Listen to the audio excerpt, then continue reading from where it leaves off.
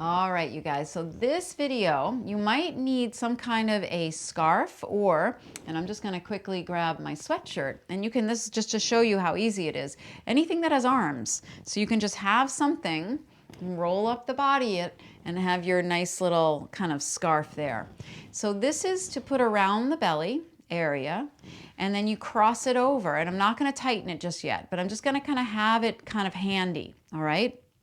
And for working the abdominal area after baby is out, what's really important to note, and the difference is that I focus on an instruction that recruits the pelvic floor before cinching the waist.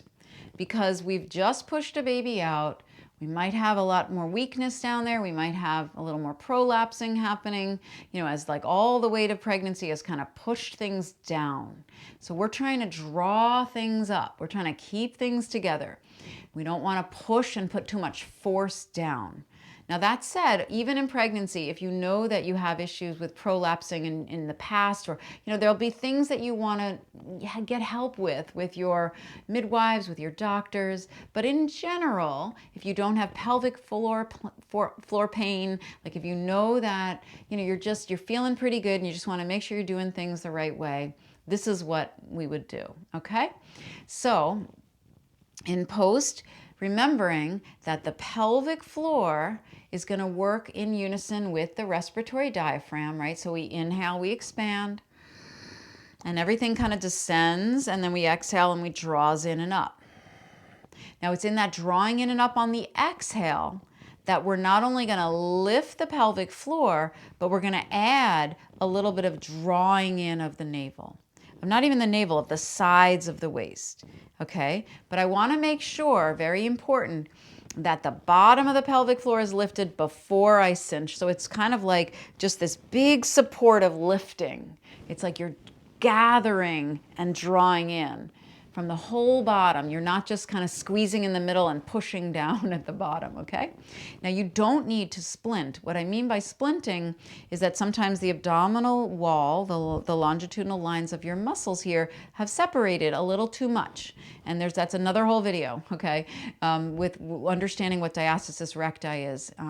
But for knowing in general, when we want to, after baby's out, we want to keep the sides of the waist moving closer to the midline. It's a healthier way to bring those rectus muscles closer together. Sometimes it feels good to have that extra little, tummy support. All right? So you don't have to pinch yourself like to the point where you lost your breath. It's just a nice little kind of support. All right? So you can have your hands on your splint around your waist. Sit up tall and find that deep diaphragmatic breath. So the inhale, the respiratory diaphragm, pelvic floor descend. As you exhale, lift, like squeeze that pelvic floor and then lift it, and then draw the sides of your splint to get like away from each other and your belly towards your spine. This is all on an exhale. Now, as you inhale, your hands will kind of naturally come closer together. The pelvic floor will relax. So do relax it. Let it go. Let your belly relax. And as you exhale, lift and squeeze pelvic floor and then draw your belly in. It's all on an exhale. Inhale, open, relax, and exhale. Tone the pelvic floor, lift those muscles, and then draw the waist in.